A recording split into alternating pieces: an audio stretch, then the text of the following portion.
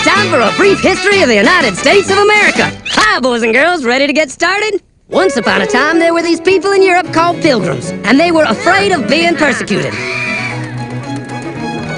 So they all got in a boat and sailed to the New World where they wouldn't have to be scared ever again. Oh, I'm so relaxed. I feel so much safer. But as soon as they arrived, they were greeted by savages, and they got scared all over again.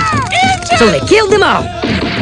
Now, you'd think wiping out a race of people would calm them down, but no. Instead, they started getting frightened of each other.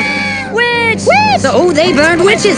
In 1775, they started killing the British so they could be free. And it worked, but they still didn't feel safe. So they passed a Second Amendment which said every white man could keep his gun. I loves my gun. Loves my gun. Which brings us to the genius idea of slavery. You see, boys and girls, the white people back then were also afraid of doing any work. So they went to Africa, kidnapped thousands of black people, brought them back to America, and forced them to work very hard for no money. And I don't mean no money like I work at Walmart and make no money. I mean $0. Nothing. Not a zip. Doing it that way made the USA the richest country in the world.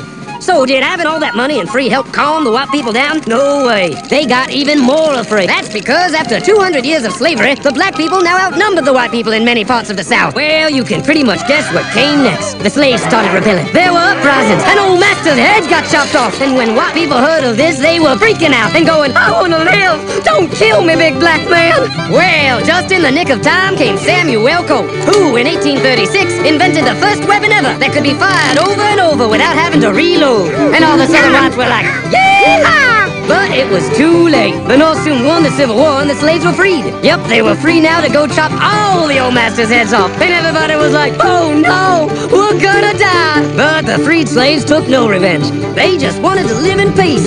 But you couldn't convince the white people of this. So they formed the Ku Klux Klan. And in 1871, the same year the Klan became an illegal terrorist organization, another group was founded, the National Rifle Association. Soon politicians passed one of the first gun laws, making it illegal for any black person to own one.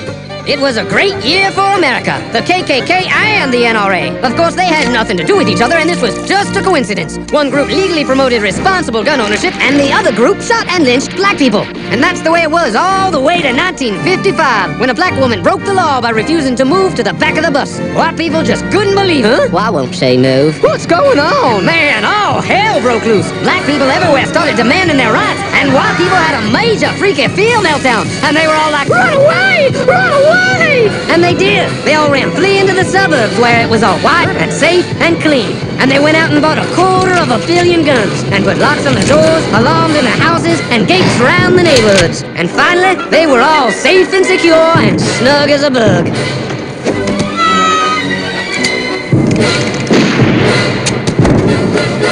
And everyone lived happily ever after.